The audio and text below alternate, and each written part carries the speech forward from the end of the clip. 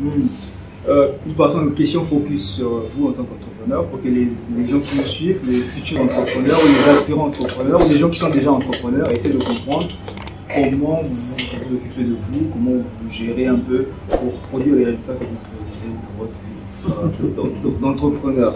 Donc déjà, quelle est votre plus grande force? Alors,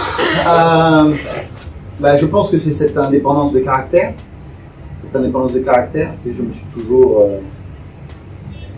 pris en charge. Hein. Je n'ai pas attendu que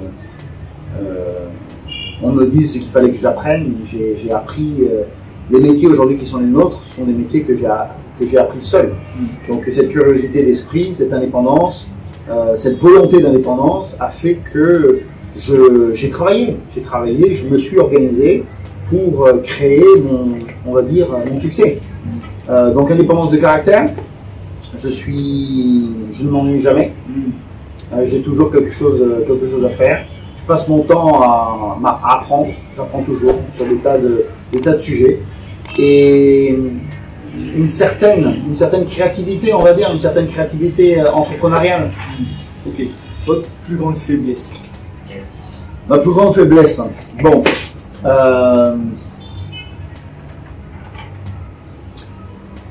j'ai un problème dans la gestion du temps. Il va falloir que j'apprenne à gérer le temps avec plus de précision. J'ai un défaut effectivement dans la gestion du temps. Je n'accorde pas au temps l'attention qu'il faudrait. Et comment gérer vos faiblesses? Comment vous faites, par exemple, le fait déjà que vous savez que vous avez un problème au niveau de la gestion du temps, qu'est-ce que vous faites justement pour... Je n'y ai pas accordé l'attention nécessaire, puisque ce problème reste un problème entier.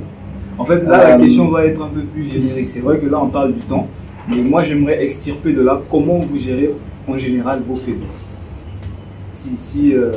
Comment vous faites? À partir du moment où vous avez conscience de vos faiblesses, parce que déjà, il faut avoir conscience de ses faiblesses, c'est pas évident. Quelqu'un va vous dire, je sais pas, que vous êtes hypocrite, ou que vous êtes égoïste, ou que vous êtes jaloux. Vous n'avez pas forcément conscience de ces choses-là. À partir du moment où vous en êtes conscient, il faut vouloir progresser. Il faut vouloir s'améliorer, il faut vouloir changer ce que l'on peut changer en soi pour gommer ces faiblesses. Je ne sais pas si on peut les faire disparaître totalement, parce que bon, on a nos personnalités, hein, à l'âge adulte, on a les personnalités qui sont les nôtres et qui commencent à être bien installées, mais effectivement on peut gommer certaines faiblesses pour qu'elles apparaissent de manière moins évidente.